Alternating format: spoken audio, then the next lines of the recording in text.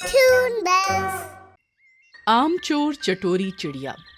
અચ્છા, તો શું મને પણ મારું મનપસંદ ફળ ખાવા મળશે? હા હા જરૂર, પણ જો તું મારી સાથે આવે તો જ. આ વાર્તા છે બાલીના જંગલોની, જ્યાં જાત જાતના સુંદર પક્ષીઓ રહેતા હતા. ત્યાં જ એક ચટોરી ચકલી રહેતી હતી. ચટોરી ચકલી કેરી ખાવાની ખૂબ જ શોખીન હતી. નાની ચકલી, કેરી ખાવાનું બહુ જ મન કરી રહ્યું છે. આસપાસના બધા જ જંગલોમાં કેરી ખતમ થઈ ગઈ છે. ચાલ ક્યાંક દૂરના જંગલમાં જઈને જોઈએ, શું ખબર ત્યાં કેરી હોય. અરે ચટોરી, તે તો અત્યારે જ 10 કેરીઓ ખાધી. હજુ કેટલી કેરીઓ ખાઈશ? હું નથી આવતી તારી સાથે. મારી મમ્મીને ખબર પડી તો તે તો મને મારી જ નાખશે. અરે કંઈ નહીં થાય, તું મારી સાથે ચાલ, હું તારી મમ્મી સાથે વાત કરી લઈશ. એમ પણ આપણે રાત થતા પહેલા તો આવી જઈશું અને આપણે બંને ત્યાં બહુ મજા કરીશું અને તું પણ તારું મનપસંદ ફળ ખાઈ લેજે. અચ્છા, તો શું મને પણ મારું મનપસંદ ફળ ખાવા મળશે? હા હા જરૂર, પણ જો તું મારી સાથે આવે તો જ. નાની ચકલી લાલચમાં આવીને પોતાની મમ્મીને કહ્યા વગર ચટોરી ચકલી સાથે નીકળી પડે છે. બંને પોતાના મનપસંદ ફળ શોધતા શોધતા ખૂબ જ દૂર સુધી નીકળી જાય છે અને ક્યારે રાત પડી જાય છે ખબર જ નથી પડતી. અરે ચટોરી, જલ્દી ચાલ, તે રાત કરી દીધી અને હવે મારી મમ્મી મને બહુ બોલશે. અરે તું ચિંતા ના કરીશ, હું તને બચાવી લઈશ. હું કહી દઈશ કે હું તને લઈ ગઈ હતી. હવે ચાલ જલ્દી અને મને મારા ઘરે છોડી દે. ચટોરી ચકલી નાની ચકલીને તેના ઘરે લઈ જાય છે. નાની, તું મને કહ્યા વગર કેમ ગઈ? તને ખબર નથી કે હું તને આટલી રાત્રે બહાર નથી જવા દેતી? ચટોરી ચકલી જુએ છે કે નાની ચકલીની મમ્મી ખૂબ જ વધારે ગુસ્સે થઈ ગઈ છે, તો તે ત્યાંથી ઉડી જાય છે. નાની ચકલી પર તેની માતાનો ગુસ્સો ઉતરતો જોઈને તે જતી રહે છે. મમ્મી, મને માફ કરી દે. હું ચટોરી ચકલીની વાતોમાં આવીને જતી રહી હતી અને મને મારું ફળ પણ ના મળ્યું. તું પાગલ છે કે શું? તને ખબર નથી ચટોરી કેરીની કેટલી શોખીન છે? તે ફક્ત તને કેરી માટે લઈ ગઈ હતી. બેટા, આવું કોઈની પણ વાતોમાં ના અવાય. જો તે તને ત્યાં જ મૂકી દેત તો? આજ પછી ચટોરી ચકલી સાથે ક્યારેય વાત ના કરતી. હા મમ્મી, હવે મને પણ ખબર પડી ગઈ કે ચટોરી ચકલી ખાલી કેરીઓ માટે જ જાય છે. પછીના દિવસે નાની ચકલીની દોસ્તી ચટોરી ચકલી સાથે ખતમ થઈ જાય છે. હવે તે બિલકુલ એકલી થઈ જાય છે. પછી તે વિચારે છે કે જંગલના બધા પક્ષીઓને મૂર્ખ બનાવીને તેમના ફળ કેમ ના ચોરવામાં આવે. અરે નટખટ વાંદરા, નાની ચકલી તને બોલાવી રહી છે. તેણે મને કીધું કે હું તને કહી દઉં. અચ્છા, ચલ હું તેને મળીને આવું છું. તું મારા ઘરનું ધ્યાન રાખજે. તેમાં કેરીઓ રાખેલી છે, જોજે કોઈ પક્ષીઓ ખાઈ ન લે. હા હા બિલકુલ. ચટોરી ચકલી નટખટ વાંદરાની કેરીઓ ચોરીને લઈ જાય છે અને એટલામાં જ નટખટ બંદર નાની ચકલી પાસે પહોંચી જાય છે. નાની ચકલી, તે મને બોલાવ્યો કે શું? ચટોરી ચકલી મને કહી રહી હતી. ના નટખટ વાંદરા, મેં તને નથી બોલાવ્યું, પણ તું તારું ઘર એકલું છોડીને કેમ આવતો રહ્યો? અરે ના ના, ત્યાં તો ચટોરી ચકલી છે. તારા ઘરમાં કેરીઓ તો નથી ને? હા છે.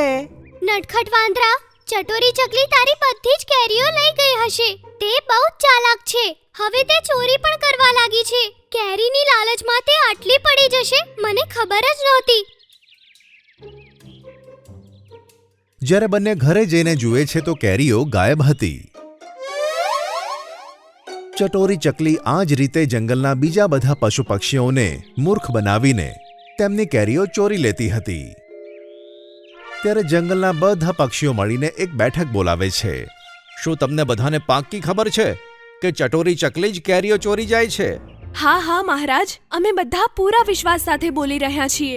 નટખટ વાંદરા અને બાકીના પક્ષીઓને ઉલ્લુ બનાવીને તેમની કેરીઓ ચોરી ગઈ છે. તો તમે બધા શું નિર્ણય કરવા માંગો છો? આ વિશે હું તમારા બધાનો નિર્ણય જાણવા માંગુ છું, કારણ કે તમને બધાને તકલીફ થઈ છે. મહારાજ, આપણે તેને આપણા જંગલમાંથી કાઢી મૂકવી જોઈએ. ના ના, આપણે તેવું નથી કરી શકતા. આ તેનું ઘર છે અને આપણે કોઈની સાથે કોઈનું ઘર છીનવી નથી શકતા. આપણે એવું કરીએ કે ના તો તેને કોઈ તહેવારમાં બોલાવીએ અને ન તો કોઈ તેની સાથે વાતચીત કરશે, તો કદાચ તેને પસ્તાવો થઈ જાય. હા હા મહારાજ, તે જ સારું રહેશે. બધા જ પક્ષીઓ આ જ કામ કરે છે. ચટોરી ચકલી સાથે કોઈ વાત નહોતું કરતું કે ન તો તેને કોઈ તહેવારમાં બોલાવતું હતું. તેને આની ખબર પડી ગઈ હતી, તેથી તે ઉદાસ રહેવા લાગી હતી. કદાચ મારી સાથે હવે કોઈ જ વાત નહીં કરે. મારાથી બહુ મોટી ભૂલ થઈ ગઈ છે. મારે પોપટ રાજા પાસે માફી માંગી લેવી જોઈએ. હવે તે જ બધું સારું કરી શકે છે. ચટોરી ચકલી પોપટ રાજા પાસે જાય છે. પોપટ રાજા, મને માફ કરી દો. મને મારી ભૂલનો અહેસાસ થઈ ગયો છે. જંગલમાં કોઈ જ મારી સાથે વાત નથી કરી રહ્યું અને ના તો મને કોઈ તહેવારમાં બોલાવે છે. હવે હું ક્યારે પણ ચોરી નહીં કરું અને હું કેરીઓ ખાવાનું પણ છોડી દઈશ. ના ના ચટોરી ચકલી, બધા જ પક્ષીઓ તારા કેરી ખાવાથી નારાજ નથી, પણ તારી ચોરી કરવાની આદતથી બધા પરેશાન છે. તને તારી ભૂલનો પછતાવો થઈ ગયો છે, એ હું બધાને કહી દઈશ. પોપટ રાજા એક બેઠક બોલાવીને બધા પક્ષીઓને કહી દે છે. પછી બધા પક્ષીઓ ચટોરી ચકલીને માફ કરી દે છે અને એકબીજા સાથે હળી મળીને બધા ખુશી ખુશી રહે છે. પોતાના જંગલને છોડીને બીજા વિસ્તારમાં બાજુની વચ્ચે રહેવું યોગ્ય નથી. તેઓ ચાલાકી કરી રહ્યા લાગે છે. તમને તે વિસ્તારમાં ખાવાનું ભેગું કરવામાં પણ ખૂબ જ મુશ્કેલી થશે. પપૈયા ભાઈ, તમે સાચું બોલો છો, પણ શિયાળાની ઠંડીથી બચવા માટે અમારે શું કરવું જોઈએ? જંગલમાં શિયાળાની આ પહેલી સવાર હતી. મીઠું, ટીનું મીનું ચકલી, મેના અને ઘુવડ પોતાના સાથીઓ સાથે આકાશમાં ફરી રહ્યા હતા.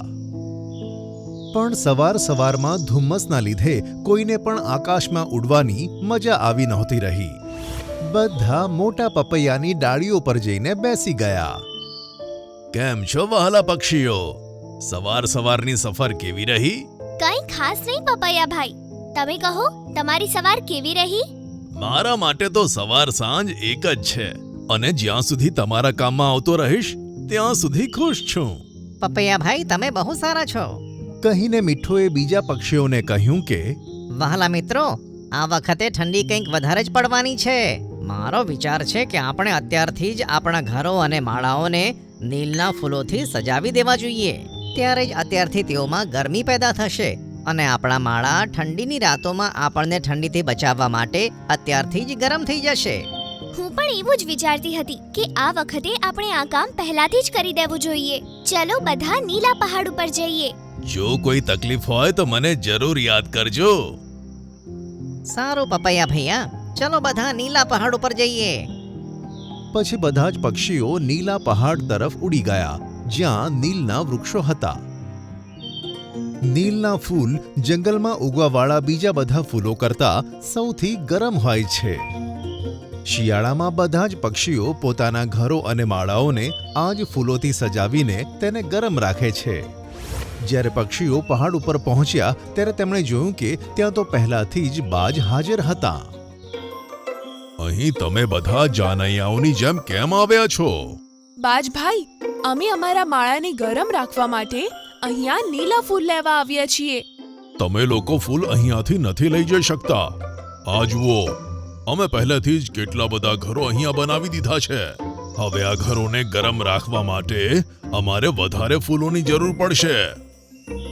આ સાંભળીને બધાએ જોયું કે બાજોએ પહેલેથી જ ત્યાં ઘણા બધા ઘરો બનાવીને રાખ્યા છે અને તે ઝાડની ડાળી પર લટકેલા હતા. બાજભાઈ, અહીં તો ઘણા બધા ઘર છે, પણ તમે તો ફક્ત 4 જ છો. તો પછી તમે આટલા બધા ઘરનું શું કરશો? બધા બાજોએ એકબીજા તરફ અચરજ ભરી નજરોથી જોઈને એક સાથે હસ્યા અને બોલ્યા, આ બધા ઘરો અમે બધાએ તમારા જેવા નાના પક્ષીઓની મદદ માટે બનાવ્યા છે. તમે નિશ્ચિંત થઈને અહીંયા રહેવા માટે આવી જાઓ અને આખી શિયાળાની ઋતુ અહીં જ રહેજો. સાંભળીને બધા પક્ષીઓ ખુશ થઈ ગયા અને પાછા પોતાના જંગલમાં આવી મોટા પપૈયાની પાસે આવ્યા. પોતાના જંગલને છોડીને બીજા વિસ્તારમાં બાજુની વચ્ચે રહેવું યોગ્ય નથી. તેઓ ચાલાકી કરી રહ્યા લાગે છે. તમને તે વિસ્તારમાં ખાવાનું ભેગું કરવામાં પણ ખૂબ જ મુશ્કેલી થશે. પપૈયા ભાઈ, તમે સાચું બોલો છો, પણ શિયાળાની ઠંડીથી બચવા માટે અમારે શું કરવું જોઈએ? તેના માટે મારે થોડીક મહેનત કરવી પડશે. સવારે 11 વાગ્યાથી સાંજ સુધી જે તડકો આવે છે તેનાથી બચવા માટે હું પાંદડાની વચ્ચે છુપાઈ જાઉં છું. પણ હવે તમારી મુશ્કેલીઓના નિવારણ માટે મારે તે તડકાનો સામનો કરીને મારે શક્તિઓ ભેગી કરવી પડશે. મારે આખો દિવસ તડકામાં તપવું પડશે.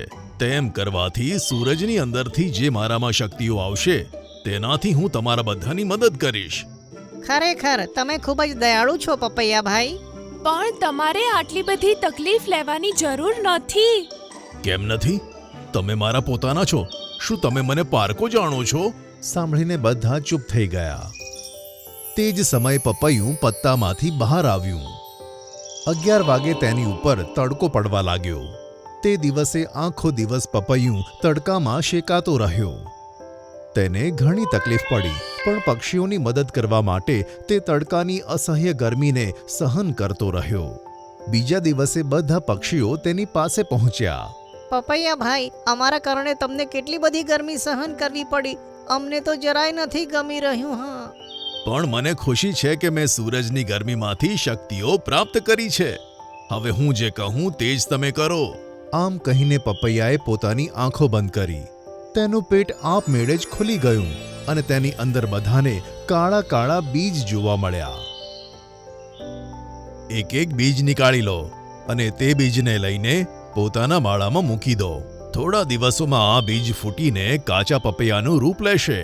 તે પપૈયામાં એટલી ગરમી હશે કે આખો શિયાળો તમે તેમાં રહીને ગરમી મેળવી શકશો.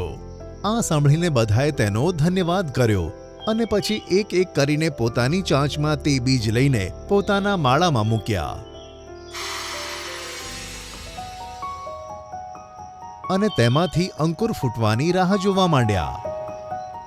3 દિવસની અંદર તો બીજ ફૂટીને મોટું થઈ ગયું અને પપૈયાનું રૂપ ધારણ કર્યું. પક્ષીઓએ પોતાની ચાંચની મદદથી પપૈયાને અંદરથી છોલીને અંદર બહાર જવા માટે એક દરવાજા જેવું બનાવી દીધું. હવે તેમને રહેવા માટે એક સરસ મજાનું આરામદાયક ગરમ રહેવાલાયક ઘર મળી ગયું. બધા ખૂબ જ ખુશ થઈ ગયા અને બધા મળીને પપૈયાની પાસે પહોંચ્યા. પપૈયા ભાઈ, તમારો ખૂબ ખૂબ ધન્યવાદ. તમે જાતે તકલીફ ઉઠાવીને અમારા માટે સરસ ઘરોની વ્યવસ્થા કરી. તમારો ખૂબ ખૂબ આભાર. સાંભળીને મોટું પપૈયું ખૂબ ખુશ થઈ ગયું. આ બાજુ ચારે બાજ મળીને મોટી પાર્ટી મનાવતા હતા. હવે તો મજા આવવાની છે ભાઈ. બધા પક્ષીઓ મજબૂર થઈને આપણા બનાવેલા ઘરની અંદર રહેવા માટે આવશે અને પછી આપણા માટે ઘણા દિવસો સુધી ખાવાની વ્યવસ્થા થઈ જશે. ત્યાં જ તેમની પાસે ચીલ પહોંચ્યું અને બોલ્યું કે તમારો પ્લાન ફેલ થઈ ગયો છે. મોટા પપૈયાએ તેમની મદદ કરી. બધા કાચા પપૈયાની અંદર ઘર બનાવીને રહે છે. નહીં, આ તારો જ આઈડિયા હતો ને?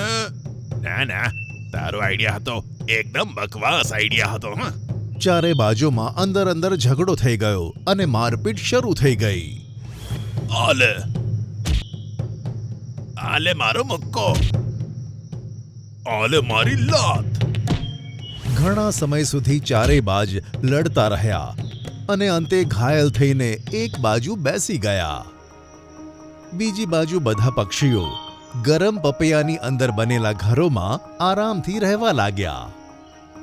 પોતે જંગલના બધા પક્ષીઓ માટે કામ આવ્યું તેવું વિચારીને પપૈયું પોતાના ઉપર ગર્વ અનુભવી રહ્યું હતું અને તે હસતા હસતા દૂરથી તે કાચા પપૈયાઓને જોઈ રહ્યો હતો કે જેના બનેલા ગરમ ઘરોમાં બધા જ પક્ષીઓ ચેનથી રહેતા હતા.